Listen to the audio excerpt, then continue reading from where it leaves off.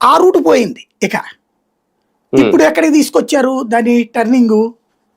మద్యం వ్యాపారాన్ని నిర్వహించినప్పుడంట ఆ డిస్టిలరీ నుంచి తీసుకున్న తర్వాత అవి ఈ షాపుల్లో ప్రైవేట్గా అమ్మిచ్చారు అన్నది.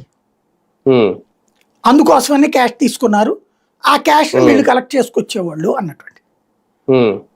అప్పుడు ఇక్కడ ఉండి తీరాలి కదా, స్టిక్కర్ లేకపోతే అప్పుడే ఊరుకునేవాళ్ళు కాదు కదా. స్టిక్కర్ ఉన్నది అంటే ప్రభుత్వం కొనంటే అక్కడ ఇంకా కరప్షన్ ఎట్లా ప్రూవ్ చేస్తారు అక్కడ బేసిక్గా. అందుకే వాళ్ళ ఆధారాలు ఏం లేవు, తగలబెట్టేశారు, ధ్వంసం చేసేశారు.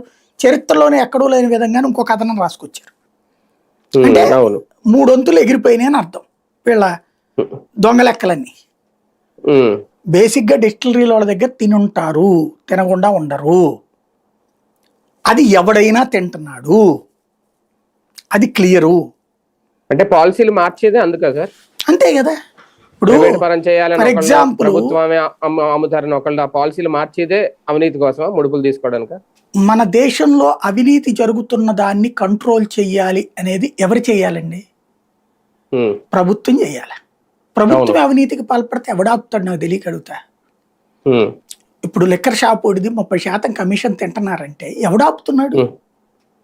బెల్ట్ షాప్ పెడుతున్నాడు, 5 లక్షల రూపాయలకి డబ్బులు కట్టుతున్నాడు, 20 రూపాయలు ఎక్కువ వసూలు చేస్తున్నాడు అంటే ఎవడాపుతున్నాడు?